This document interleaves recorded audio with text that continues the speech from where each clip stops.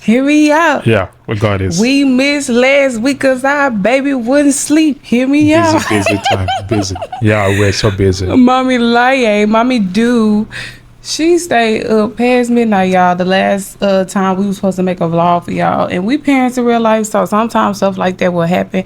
I just told my husband, as long as we be consistent, as far as if we got the time, if we could do it, let's do it. But sometimes parenting interferes, and two of our kids got colds right now. It's just, it's that season. It's part of life, yeah. Welcome to Hear Me Out podcast. We're back again. We're back. And today we are talking about things I wish I knew before getting married. Y'all see our cute little this books. Planner for our Hubby podcast. made us these so we can stop. I can stop looking at my phone with my Hear notes. me I out. can write them down. But it'll probably be best since you came up with this title to start it off. Yeah, this today's conversation is majorly for people who are married and also people who are looking forward to getting married. And it's also more like a retrospection of our journey. Looking back at where we started and how far we've come, and trying to consider the things we wish we knew before getting married, because that will help many couples. And we got married in 2020, so we've been married for 5 years. Interesting. That is a long journey itself, right? Being married for 5 years, it never seems fun, but the journey is up, down, and all that. And we made a lot of great decisions. We also made a lot of mistakes because we didn't know what we're supposed to know. Nobody told us anything about marriage. We just came here two innocent people. Just jump the broom. Exactly right. Immediately. No premarital counseling. Nothing. Nobody to look up to. Nothing. As far as like our parents, because my husband's dad passed away. My dad wasn't in my life. So I was raised by a single mother. So I just knew, we get married, we gonna be together forever. Like that's my like, oh yeah, we signed some paper, but I never looked in depth at it, like what it really meant. Yeah, so let me ask you, for you, right? What is something you wish you knew before getting married? As a woman who's like, being raised by a single mom really molds your character and the woman you grow up to be. As much as we don't like to talk about it, it really does. And being raised by that, something I didn't know was about being feminine, about like resting in my femininity and just letting my husband lead. Like, it's like I knew, like, okay, I'm gonna be with this man is capable of A, B, C, and D, but it's just like, I feel like when we first got married, I always had something to say. Like, I talk mess like every now and then, but I just felt like I just talked a little bit too much. And sometimes as women, we talk a little bit too much, or we don't control our emotions well. We don't, everything is not meant to be said. Everything is not meant to be expressed. Everything is not meant to be corrected. We're not supposed to treat our husband like a child. We're not supposed to treat them like they can't handle the role that they're meant to handle. And, being raised by a single mom, I also was a single mom before we met. I have one daughter, his bonus daughter, and I was in that survival mode. Like, I was like, I'm handling all this. So he came in the picture, and it's like, you want to take over? You want to tell me what to do? You want to, what I used to say, you act like my daddy. You try to act like, but really he was just trying to do what he's supposed to do, guide me, show me the way as far as his intentions and where he's trying to bring our family. And sometimes I would always I just wouldn't just chill sometimes and just let you take the steering wheel. And I had to grow into that. I had to grow into being feminine and relaxing and chilling and learning how to control my emotions and not being so quick to anger like they say in the Bible. And it wasn't my intentions. It just was, I never saw it. I never knew that this was bad, or this is not how you talk to your husband, or this is not feminine, or this is not what a woman does. This is not it. So I had to grow. Like, I feel like being in my marriage helped me grow into being a real woman. Like, I was a woman when we met, but I've become a real woman, I feel like. But yeah, like, just resting in my femininity and like, that's something I did not know. Like, I wish I knew before we got married, because I feel like it would have helped me avoid a lot of meaningless arguments, a lot of meaningless, like, just little things that would happen, like dominoes, like a domino effect, if I just would have, rested in my femininity. Okay, so what you're saying is that you were masculine, and how you resolve it, was by resting in your, in your femininity. Yes. How do you feel about that, though? Do you feel like that's true? Yeah, that's true. Really, that's true. At the beginning of the relationship, a certain time it was fun. Right at the beginning of the relationship, it was fun. Then it got to the power struggle stage. That's when it became really tough. It became really tough and hard. We were going through a lot anyway. Poverty was there too, right? I understand. Then you were really masculine at that time, and like you said, you didn't want to listen. Nothing. It's like whatever I say to you, it was pointless at that time. And I'm really someone who it's a man of few words. If I tell you something and you don't want to listen to this, I just leave the person alone. I'm like that too sometimes. And along the line, like what you said, the changes also happened gradually. So what exactly did you do to be able to transition? Because many women too, they're out there, right? They are masculine. They are trying to get into their femininity so that their men can have the best version of them. So how were you able to leave that masculine terrain and get into the feminine environment? Okay, so when we first started dating, we both had our own separate things going on, and then when we got together, it's like, okay, we together, we're gonna get through whatever we going through. And at that time, it was a lot we had to carry. It was a lot going on the outside and a lot going on inside. So it was just like being feminine at that moment wasn't on my mind. My mind was getting us from point A to point Z. Like, I just wasn't thinking like that. But men have to realize that a man has to put you in that femininity, has to like remove you from the survival exactly mode. And once we started making some type of progress, it took a while, because like I said, everything was new to me. Everything my husband would advise me on and say, hey, I feel like you're doing this or you're doing that, it was new to me. So it took a lot of growth, a lot of trial and error, a lot of figuring it out, a lot of, I don't know what you're talking about, and I don't know what you mean, and what are you saying? What you mean I say this like this? Or what do you mean I say this like that? So it took you being patient with me. It took you communicating with me and letting me know, hey, I don't want to be married to a man. I'll never forget when you said that one time. You was like, oh yeah. I think I said it even more than once, really. More than once. It was really that tough and it went from there. Bad. I read a couple books. I also just started just getting more in tune with who I am as a woman, and I also started talking to God more about the things that was happening that wasn't feminine things. I started noticing and saying, you know what, I don't want to pass these traits down to my daughters. I don't want them to inherit some of these things. So I really just started working on it, and then we also started evolving. We also started growing, so it just was taking a load off on the outside and the inside, and it just worked together. And I'm still working on it to this day, but I feel like the way how I handle my femininity now, how I rest in my femininity, is something I never would have accomplished if we would have never got married. But if I knew it before we got married,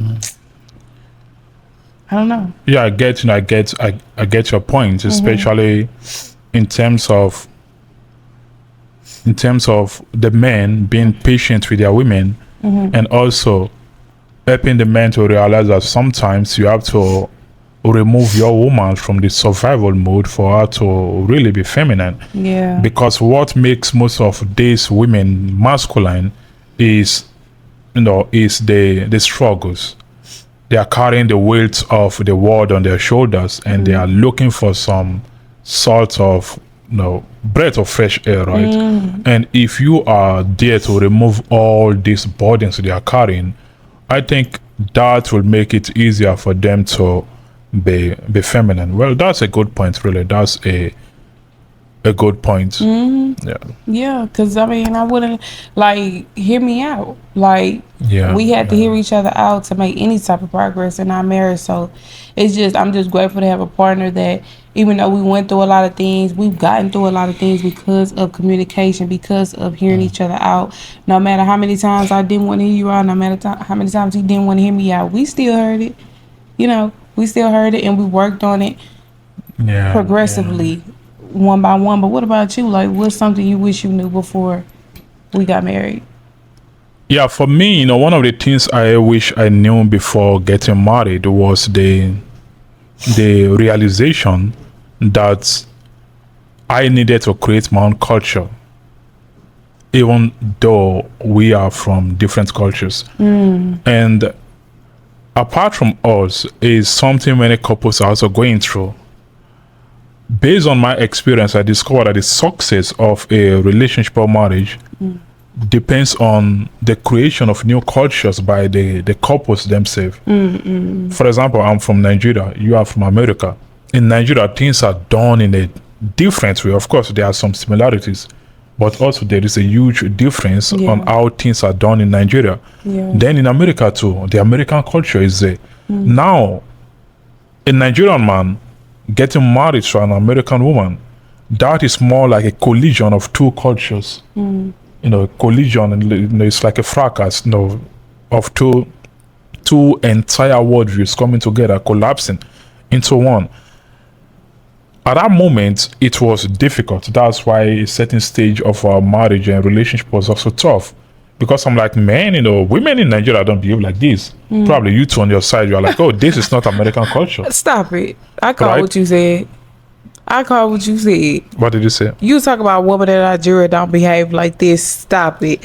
Because according to your Facebook, according to the comments and the love I get, they show cuss up out there. Of course, they might say Nigerian right. women, if you watch it, he make it seem like y'all some pushovers. No, he make it seem like y'all just be quiet it's and not let about a man that. do. It's yes, not. you do. Hear me out. Let me land. Okay, let me land. It's not about Nigerian women being pushovers and all that, right? That's what you the make point. it seem, No, right? the point I'm trying to make is the discrepancy. I mean, the difference in American culture and the difference in Nigerian culture. For example, American women, right?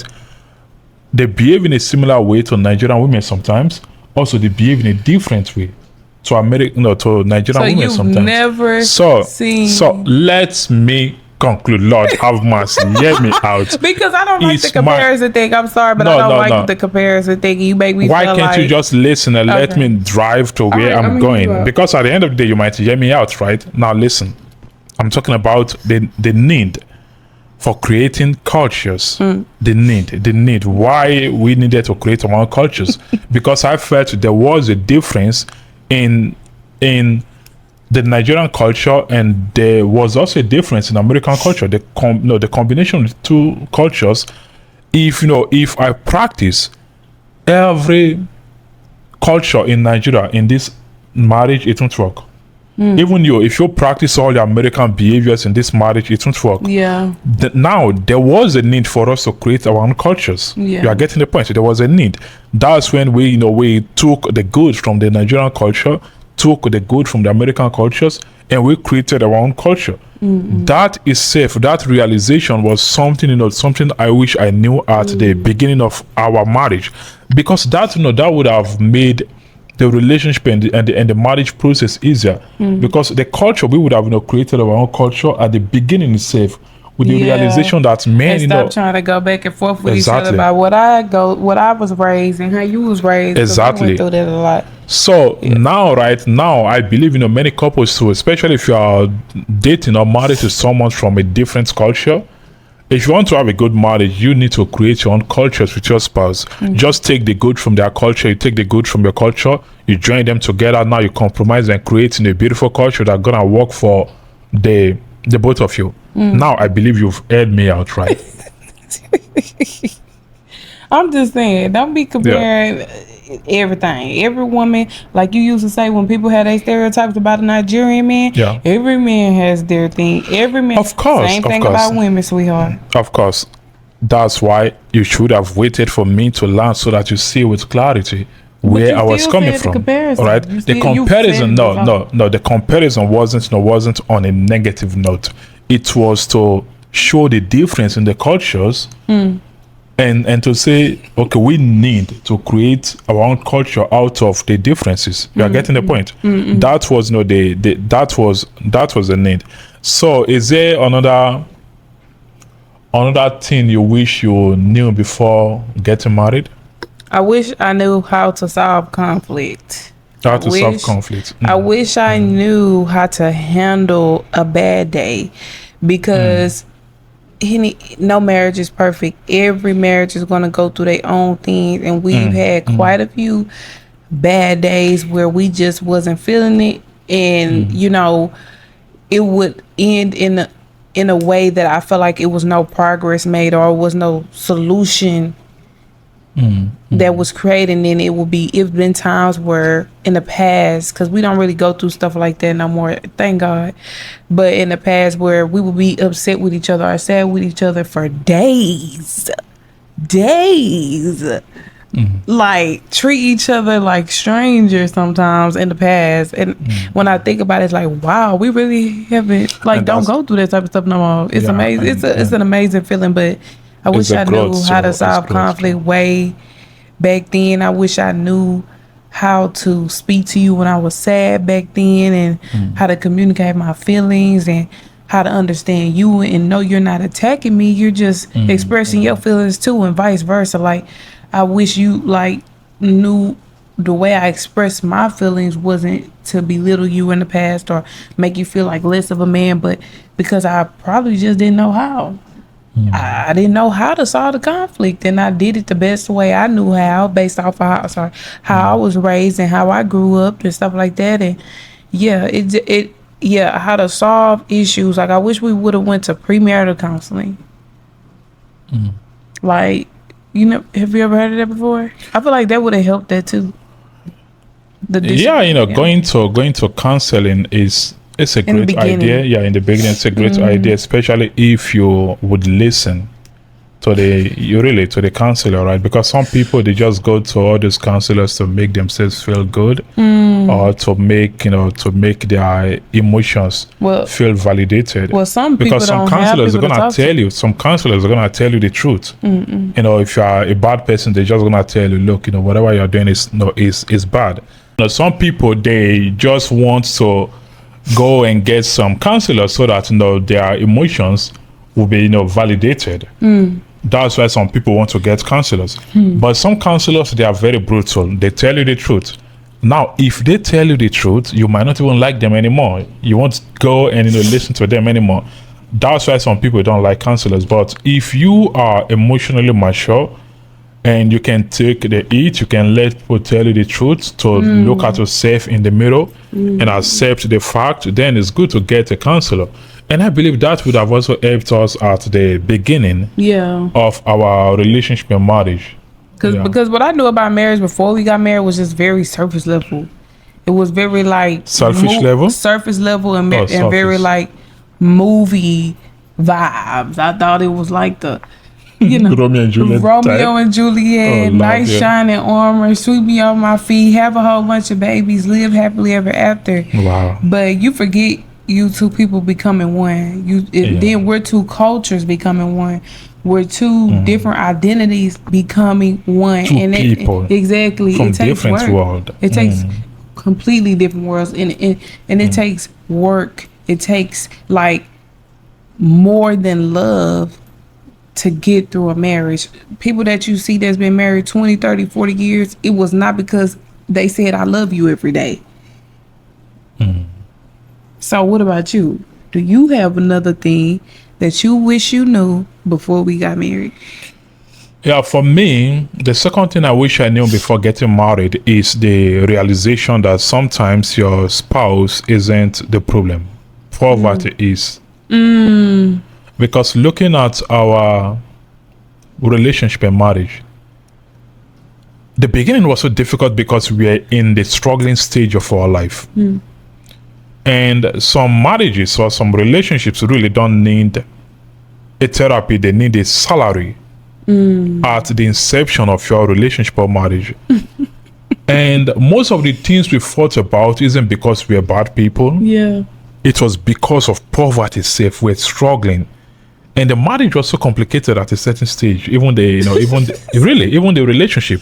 I laugh at And I remembered, even the days I was, working 2 jobs, right? Yeah. I'm like, man, why this is so hard, right?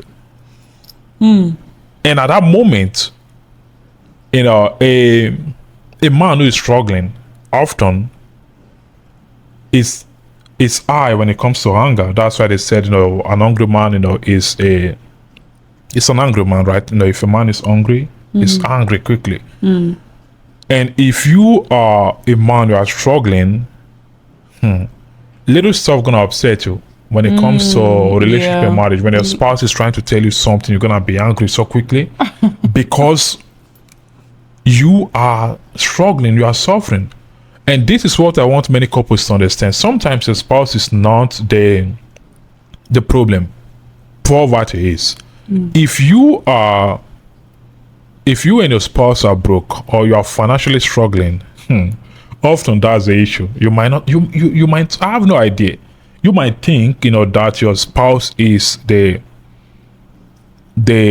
problem in the relationship, or your spouse is the problem in the marriage. But how can you have peace of mind when there's no peace of mind in your stomach? I mean, when there's no food in your stomach, that is a big issue. Or when your children are sick, or when the house rent is about to be due. And issues like that complicate relationship and marriage. So if you're struggling, sometimes you need to pay attention to your relationship or marriage and try to see if the outside factors like poverty or financial difficulties are also affecting your relationship and marriage. And the only time I believe you should say your spouse is a bad person is when they are financially stable and they still have the bad traits. If not, if you talk about, if you're, for example, if you talk about drinking, right? You're like, my husband drinks every time. That is the problem of my marriage. Sometimes the drinking problem is not even the main problem. It could be poverty. Maybe that man is struggling. It's looking for some environment, a place to get lost in his head. That's why it's trying to use what's it called? Trying to use drinks, the drink as a panacea, to get lost in that painful environment. Apart from drinks, sometimes it could be smoking. Sometimes there are people, they do all sorts of stuff because the pain maybe is unbearable to them. So pay attention to your marriage and try to see if whatever issue you guys are having is influenced by poverty or financial difficulties. If that is the case, you and your spouse should work hard, then get it resolved, especially when you get more and more financially confident and financially buoyant. Most of the issues you guys are fighting over now, they won't be there. Yeah. Because even looking into our marriage, we fight at the beginning, right? At a certain stage, we fought over irrelevant stuff. Then along the line, right now, we don't even waste time on all those stuff. Really, for example, worrying about when will the bills be paid, or couples fighting about bills, fighting about food.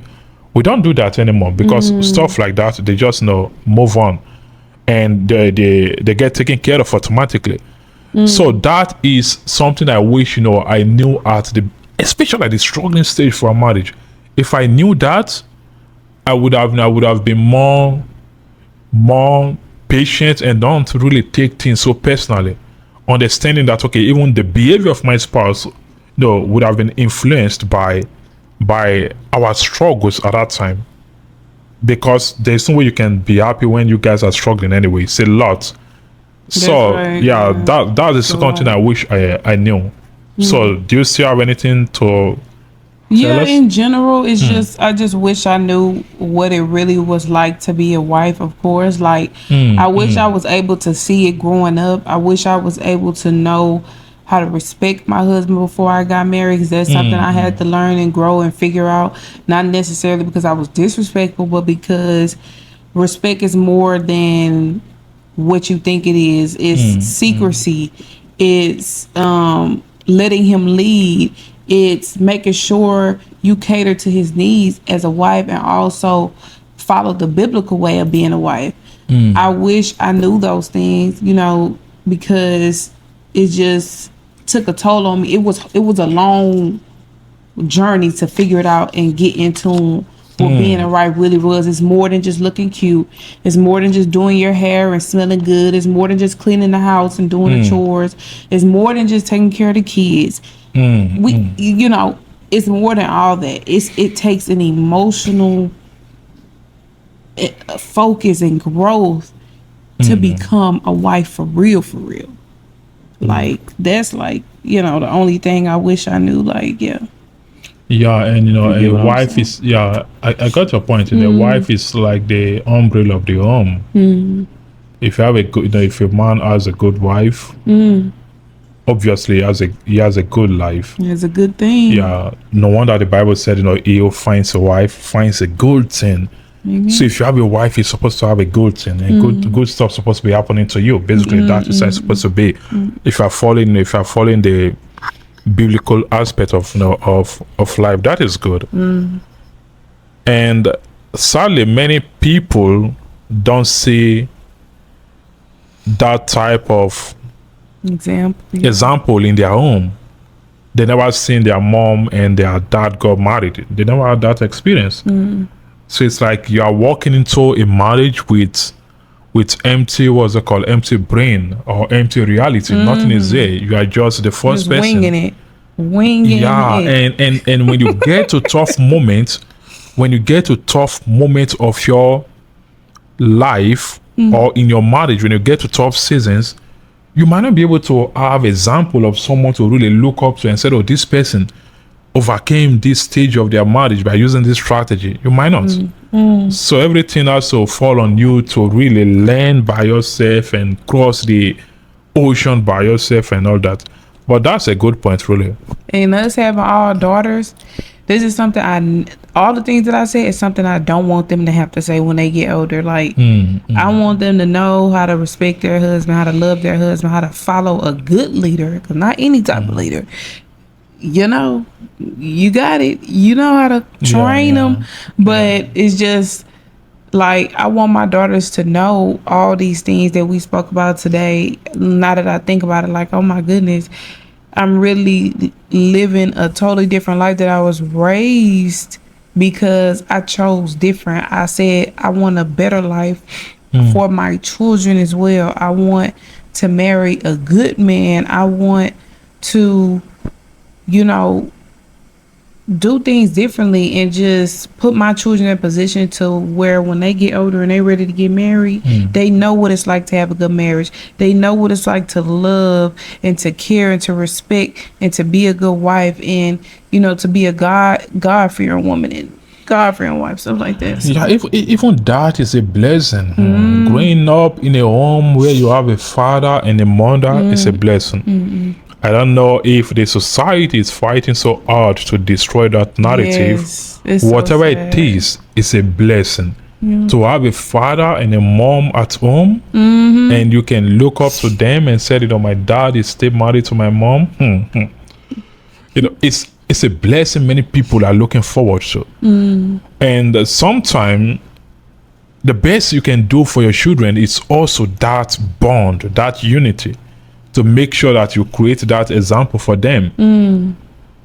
To make sure that you are there as a mirror or as an example for them to follow, so that they can use you and say, mom and dad, they were also married, they went through a lot, but they overcame everything, but they still got to the top. So I can learn a lot from my parents, and and still get to wherever I'm trying to go with my spouse. So having examples like that is good. Another thing is that children from from happy home, they often value marriage more than children from people Yeah. who aren't really married, or who are who are married and miserable. exactly right. Yeah. Because the children from a happy home, even if their parents aren't perfect, they try to learn from their parents and their parents too, because they understand the power of marriage. They understand the value of marriage. They advise their children the right way. They tell them, respect your husband, respect your wife, love your wife, do this, protect your home, take care of your children. Those are great advice. Sure, there are some parents, right, who might have been divorced, or who didn't have the opportunity to really stay married longer, but they still use their it could be failed relationship or marriage, and they still use the wisdom they learned to help their children as well. That itself is good. And for me, they gonna be my third point.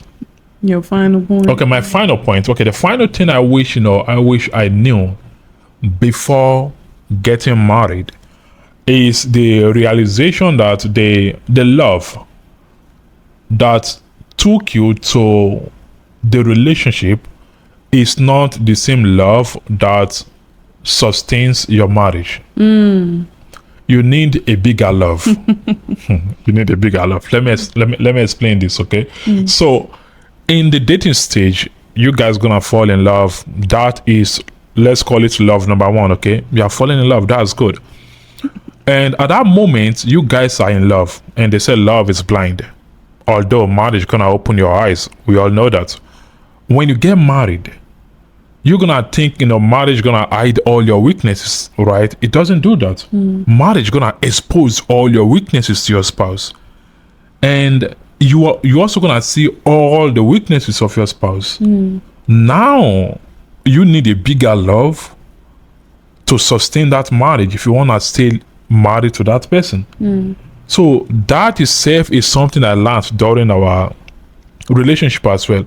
And maybe that's why some of you're having this issue in your relationship or marriage. You are like, man, what is really going on? Why is it so difficult for me to treat my spouse the way they deserve to be treated? Or why is it so hard for me to get over this season of our life? Maybe it's because I want to realize that you need a bigger love to really sustain that relationship. Maybe you are still trying to use the love you use during the dating stage. That is just for dating purpose.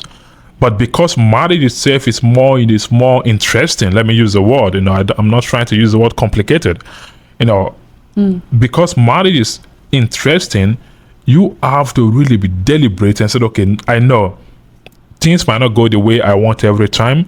I've seen the best of this person.